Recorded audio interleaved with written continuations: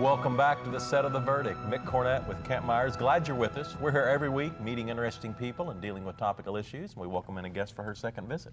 Yes, Linda Terrell, the president of the Oklahoma Institute for Child Advocacy, is going to be joining us talking about what's going on in the world of children and in the world of laws that affect children. Mm-hmm. That's where she spends a good bit of her time. If there are significant changes in the law that affect children, you can pretty well count on OICA, Oklahoma Institute for Child Advocacy, to be involved in it. And Linda's going to come tell us about what's going on. There are always efforts at the legislative branch looking at these issues. Indeed. Very active subject. Linda Terrell, today's guest on The Verdict. We'll be right back.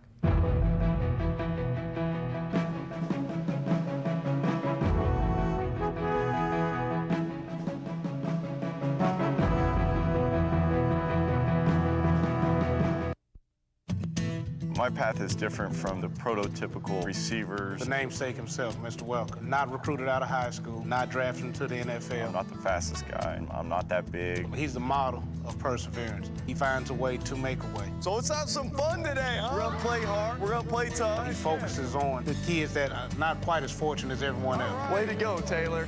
The Boys and Girls Clubs, the Youth Football League. 80% of them are from single-parent homes, so they hear a lot of negative stuff every day. I think the coolest thing for us has been put in this weight room right here at Douglas. It's made our kids want to be involved more and more. Seeing them have losing seasons year after year. Next year, they win state. For a company like Chesapeake to recognize the mission of the Wes Welker Foundation, it tells me that they're committed to helping people. My greatest hope and dream for these kids to go out and conquer everything they want. Hopefully we can push them in the right direction.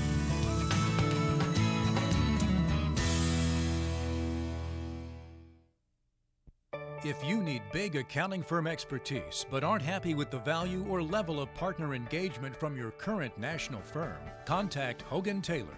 Hogan Taylor provides national-level public accounting expertise with high-touch, local partner service in all areas of tax, audit, business valuation, and litigation support. Contact us at hogantaylor.com/The Verdict. Hogan Taylor, big enough to know, small enough to care.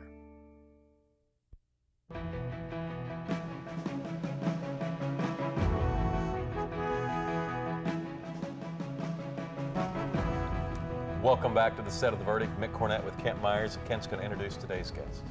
Today we're really pleased to welcome back to the Set of the Verdict for her second appearance, Linda Terrell, who is the Executive Director of the Oklahoma Institute for Child Advocacy. Linda did her undergraduate and master's work at the University of Oklahoma. For 25 years, she has been involved in one way or another in trying to advance the interest of children. She's been working on children's issues both in the legislature and in the private sector. She has been a commissioner on the Oklahoma Commission on Children and Youth. She's has been active in the Smart Start program in the early childhood development area. Linda, thanks for all your good work and welcome back. Thank you. Glad to be here. Let's start with an idea on the mission of OICA. How would you describe it? Our mission is to create awareness around issues that affect children and families, to change policy and take action around those issues. Be the voice for Oklahoma's children. Now, how long has this effort been going on? 50 years ago, was anybody looking after children? 20 years ago, 10 years ago? Well, we are actually getting ready to move into our 30th year. Okay. So for 30 years, the organization, the Oklahoma Institute for Child Advocacy, has been the voice with political and elected leaders for our children. And the mission hasn't changed? The mission has stayed the same. Okay. It seems to me, for kind of an outsider looking in, that your mission is going to become more and more important as time goes along because our legislature is taking a firmer hand and a stronger position in children's issues than perhaps they had in the past, and much more power is being placed in the office of the governor over children's issues, and you of course are active in both areas. Do you perceive it that way? I do perceive it that way. I think that as we've seen a shift in our legislative process in general, all the way from the implementation of term limits to stronger hands-on, more hands-on approach from our elected officials and our governor's office in the implementation of children's services, that our voice is more critical, as you said, than ever before. I think that it is important for there are many different voices at the Capitol. There are many different voices that work with the governor's office, but we are the voice that is truly for the children, and that is a critical voice to have. The Department of Human Services recently reorganized its Child Welfare Division. Were you all involved in that conversation? Well, I had the honor over the last 16 months to co-chair the Foster Care Improvement Task Force. And through that task force, we had a pretty strong voice in that conversation. We brought together experts from across the state to have conversation about what would improve our foster care system to make sure that children were truly protected, have the supports that they need, that foster parents have the supports that they need. And so as a result of that task force, we offered recommendations that were then, many of which were then implemented into the Pinnacle Plan that was presented and is moving forward currently with our Department of Human Services. What were the takeaways of your research and from around the country? Well, what we found is that the state of Oklahoma has not been providing a lot of the services needed for foster families to be able to adequately support their foster children. For example, one of the main recommendations we had is that all of our services, every single aspect, is trained in trauma-informed care. And the importance of that issue, specifically with our foster children, is critical because trauma affects brain development, and these children have experienced multiple traumas multiple times. We also made a recommendation that our foster parents get a little bit more reimbursement for their care for our children. We also found that the state of Oklahoma needed to have a more opportunities for more community organizations to be involved in providing supports to those foster families. And so we made a recommendation about including more intentionally community organizations in providing foster care services. Recruitment of more foster parents is a high priority in the Pinnacle Plan. It is. And we have about 9,000 kids in care now. That varies, of course, but that's the approximate number. Right. And we have 3,500 foster families, foster parents serving. So we obviously need some increase, a significant increase. What do you think is the role of private agencies in recruitment of new foster parents? I think it's a critical role. And the reason I do is because I believe that these community organizations, these private nonprofits, have access to community and local people. They have relationships built with those community and local people. And I truly believe local people can solve local problems. We have Oklahomans care about children. We have parents who are available and wanting to be foster parents. What we found is that some of the policies and implementation of becoming a foster parent was actually a barrier to some of these parents to get them all the way through that process. We believe that these community organizations will be able to help expedite that process, walk those community people through the process, and hopefully end up more successful with more families available for these children who are in desperate need of people who are going to open their homes to them. What is the status of the implementation of the Pinnacle Plan? It is in process. There are, as I'm sure you were aware, there were 3 co-neutrals that were involved in the process in helping to develop the plan and approve the plan. That has happened. There's been many different situations that arose this last legislative session that were perhaps not anticipated all the way from the settlement of this lawsuit, which made the impetus for the Pinnacle Plan to be created, as well as the director's resignation during that time period. So there's been some quick adjustments that have had to be made during this process. All of that is in implementation. We are cautiously optimistic that all of those plans will in fact take place.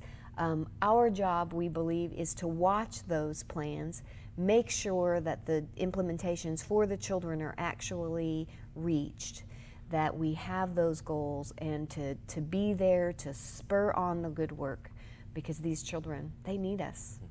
Yeah, the Pinnacle Plan was approved in June of this year, but it's phased in over a period of time. Some of the phases don't even kick in till year 2 or year 3.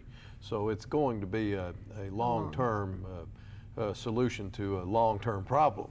Right. Do you believe that the Pinnacle Plan is basically overall a positive development for the children? I do. I think it's basic good business practice when it comes to making sure that our child welfare system works.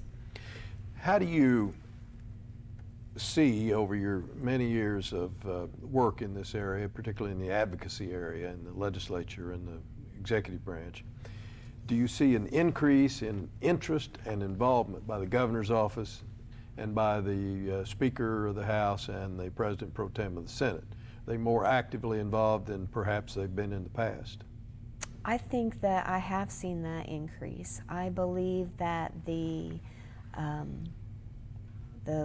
numbers, the statistics for our children, as they have continued to stay low, below what our state of Oklahoma would deem as as important for our children, that our elected officials have decided that it is time for them to step up and take a more active role. Linda Terrell is with the Oklahoma Institute for Child Advocacy. More with Linda when we get back on The Verdict.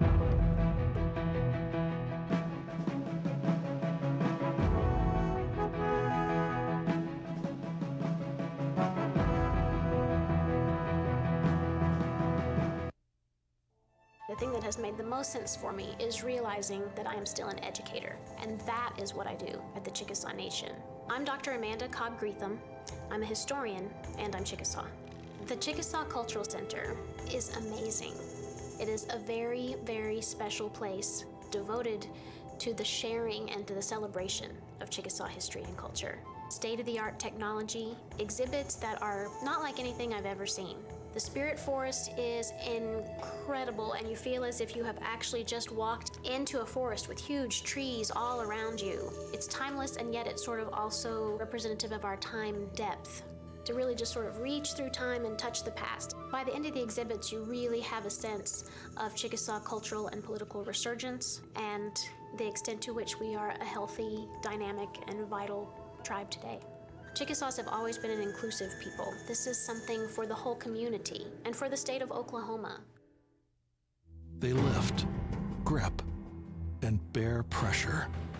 They carry our state through every season. Hands that simply by doing their job, forge opportunity for nearly 350,000. These are the hands of Oklahoma's oil and natural gas industry, working sun up to sundown for our economy, our future, for every person who lives where these flags wave. When you have something important to communicate, it becomes clear that there's a lot of competition for your audience's attention. So how can your message stand out and actually resonate with your audience? Legal Graphics has the answers. The team at Legal Graphics will work with you to plan, design, and even test your presentation to ensure your message will be heard and remembered. Call Legal Graphics today to schedule an appointment. The readiness is all.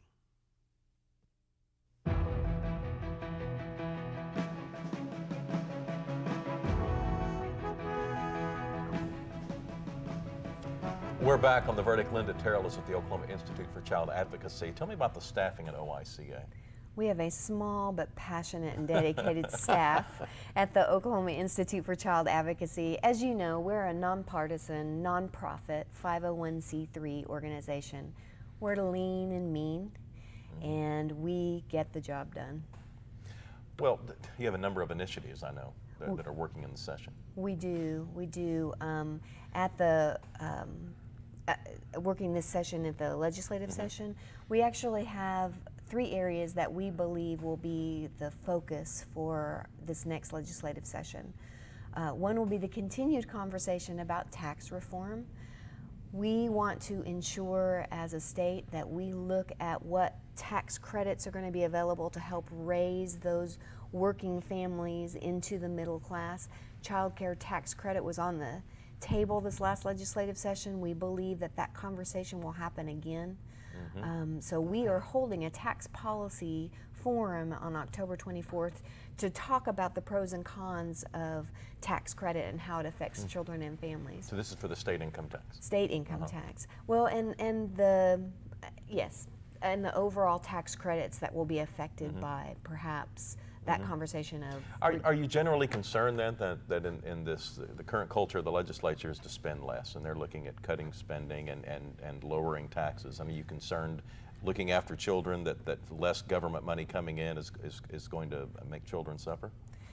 We are concerned that if we are not intentionally prioritizing what we know to be we believe the best economic development for our state, which is developing our children, our quality workforce down the road.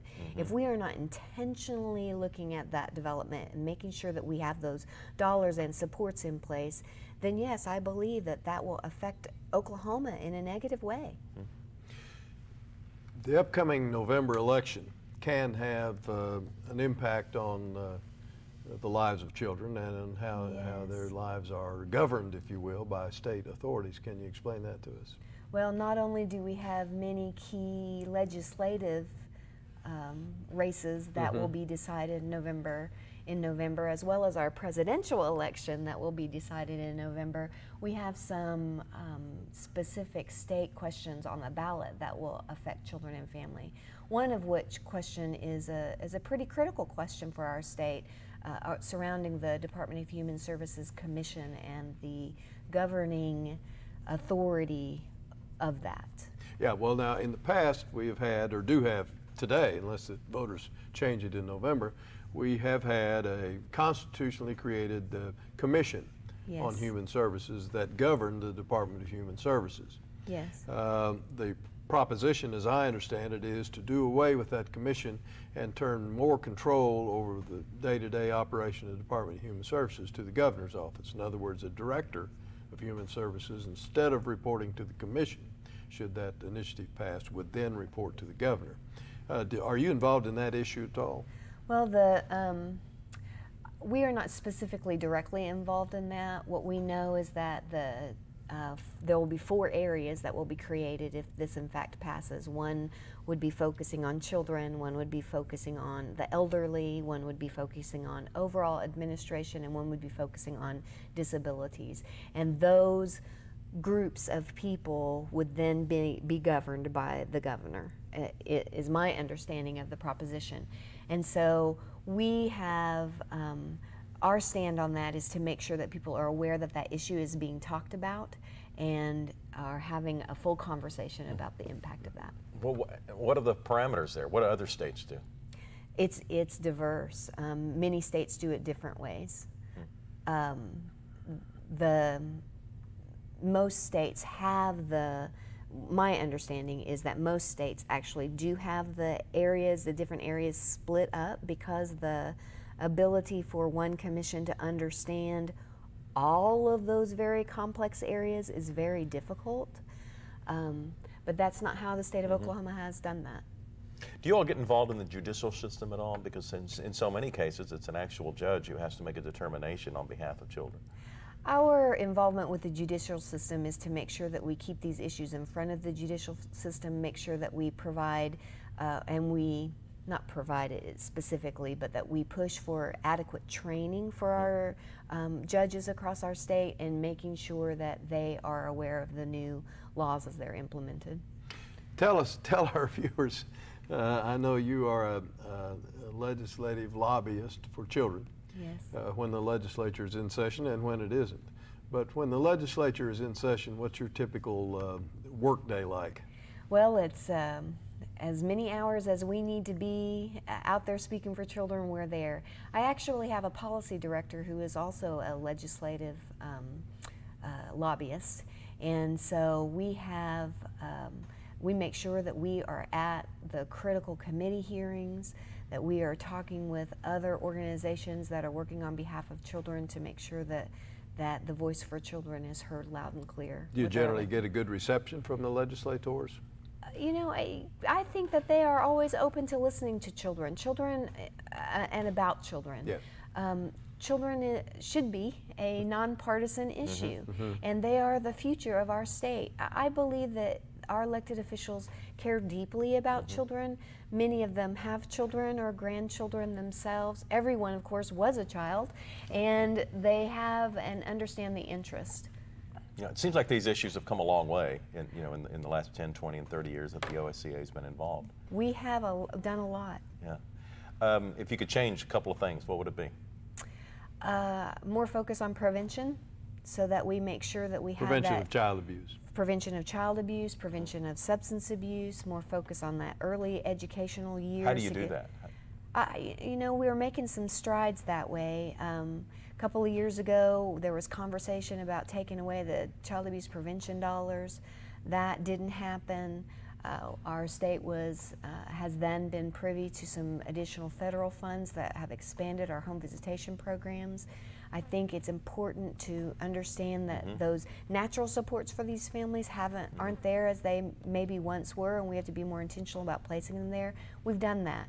I think it's important for us to continue to do that and make sure that we ask the question, what's good for our children with every policy decision that we make. Women's incarceration rate is high in Oklahoma. Very is that high. an issue that you all have been involved in? Yes, very much so. We have helped, this last legislative session, we helped get some resources specifically to address that issue so that the Commission on Children and Youth can create supports for those kiddos.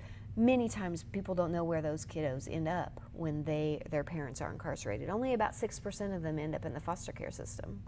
Most people don't realize that. And so we've got to find those children, work with those children, provide those supports, and stop that cycle. What kind of fundraising activities are you involved in, and what kind of fundraising help do you need? Well, as a 501c3 nonprofit organization, we need fundraising, and we have actually worked this last year to increase our individual donor campaigns. We know that there are a lot of people out there that care about children, and we know that many of them could send us $10 a month and make sure that our voice is strong. And they can find out about that on your website, I take Yes, it. sir, they can, oica.org. Linda Terrell is with OICA, working on behalf of children across the state of Oklahoma. Thanks for your work, and thanks for coming on The Verdict. Thank you so much for having me today. Glad to have you. All right, we'll have some website information for you when we get back. You're watching The Verdict.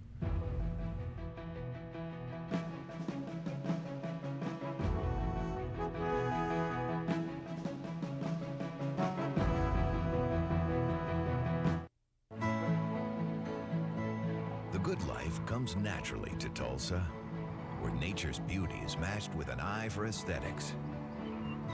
A legacy of neighborhoods graced with lawns and landscaping and handsome homes. A place that seems to have patented an ideal lifestyle. Bank First is loyal to the quality of life Tulsa assures its citizens, to the priority placed on education, culture, and growth. Loyal to builders who transform raw land into residential charm. Developers who see opportunity and add vitality to Tulsa's economy. Bank First serves both enterprise and private lives that need a loyal partner. It's how we help nurture this city's very good life. Bank First. Loyal to Oklahoma. Loyal to you.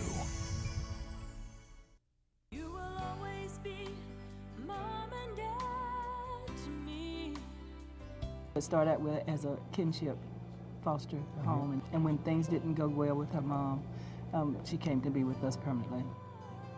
I kind of was her adopted mother anyway, just not legally until we got involved with DHS.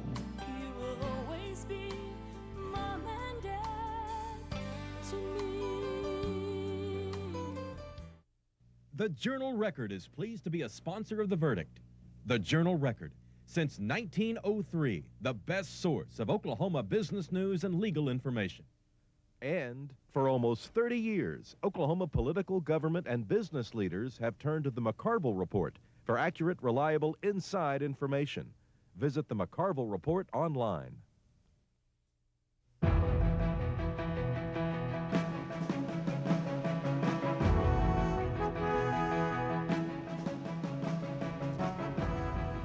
Welcome back to the set of the verdict. Mick Cornett and Kent Myers. We're wrapping up a show with Linda Terrell, who's with the Oklahoma Institute for Child Advocacy. And I might say, as someone who has worked on and off with her and a former member of the board of OICA, she is really effective in what she does. She's able to go out and visit with the policymakers and the elected officials without a partisan label, Republican or Democrat. She's just talking about, her label would be kids. Right. And she gets she's well received out there, gets listened to, has a lot of good things to say. And from what I understand from those who have dealt with her, she's always well prepared. Mm-hmm. Well, the position of governor is fairly weak by constitutional standards when you look around the country, and moving part of DHS into kind of the line of sight of the governor would be a significant step in this. And I'm not saying it's the wrong direction or the right direction, but a significant step. Yeah, well, it's a step that the electorate will tell us whether the ought to be taken or not. But you're right, I think it is significant, and it would dramatically change the lines of authority and to whom DHS reports. I don't have an opinion on one way or the other, whether we ought to do it or not, but it is significant. Well, we have a number of social issues going on in the state of Oklahoma, in the big cities and the rural areas, about domestic violence, and these child advocates are extremely important, and it's good for the legislatures to hear them. Well, because they're intent on cutting the budget, and there's no question. Which I think what she was saying was fine, but you got to prioritize kids. Yeah, and I have to give an A rating to members of the legislature that were involved, and to the governor's office and her staff that was involved in the work with DHS recently, because they've really done substantial, helpful work.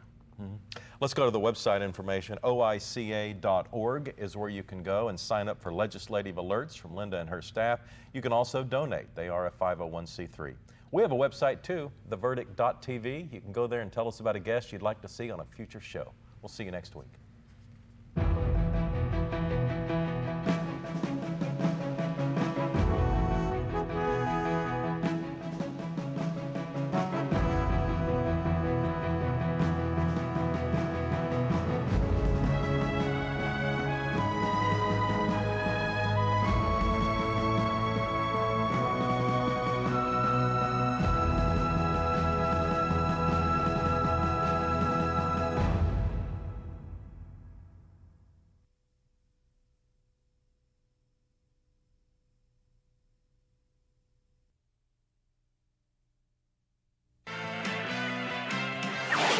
The preceding program was produced exclusively for the Cox Channel.